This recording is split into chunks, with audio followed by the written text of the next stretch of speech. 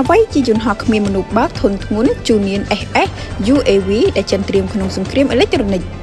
ចិនបានបង្ហាញយន្តហោះគ្មានមនុស្សបើក Junin SS UAV ដែលមានឥទ្ធិពលខ្លាំងបំផុតមានរហស្សនាមថា Drone Mothership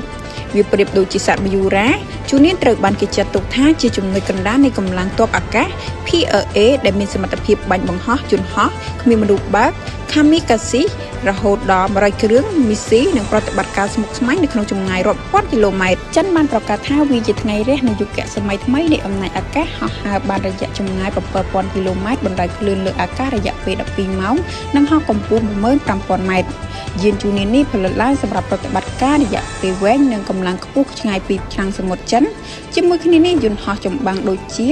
F-22 និង F-35 របស់សហរដ្ឋអាមេរិកឬក៏ Rafale របស់ឥណ្ឌាត្រូវបានសាងសង់ឡើងដើម្បីពិនិត្យមើលនិងបំផ្លាញគោលដៅក្នុងរយៈកម្ពស់ទាបដោយឡែកការហោះហើរខ្ពស់របស់ Junin វាស្ថិតនៅចម្ងាយខ្ពស់និងឆ្ងាយដូចជាមីស៊ីដូចជា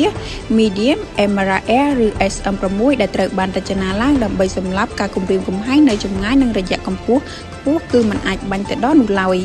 យន្តហោះ Junin មានទម្ងន់ផ្ទុកទម្ងន់6តោនរួមបញ្ចូលនៅយន្តហោះគ្មានមនុស្សបើកមីស៊ីពីអាកាសទៅអាកាសមីស៊ីប្រឆាំងនាវានិងគ្រាប់បែក1000គីឡូក្រាម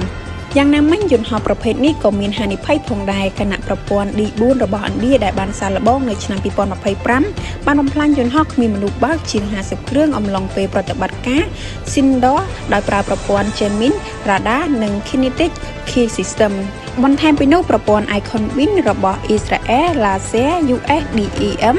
Short-range និងសូម្បីតែប្រព័ន្ធ Sky Source របស់តៃវ៉ាន់សុទ្ធតែត្រូវបានកែសម្រួលយ៉ាងល្អដើម្បីបន្សាបគម្រាមកំហែងពីយន្តហោះគ្មានមនុស្សបើកគូបញ្ជាក់ថា Drone Mothership មើលទៅហាក់ដូចជាអនាគតនៃសង្គ្រាមដូចជារឿងនិទានព្រមានពីការហួសកម្លាំងបច្ឆមប្រទេសនិងពិសេសតៃវ៉ាន់គួរតែមើលឲ្យដិតដល់ប៉ុន្តែវាគ្មានហេតុផលណាដែលត្រូវឆ្លងឆ្លោឡើយ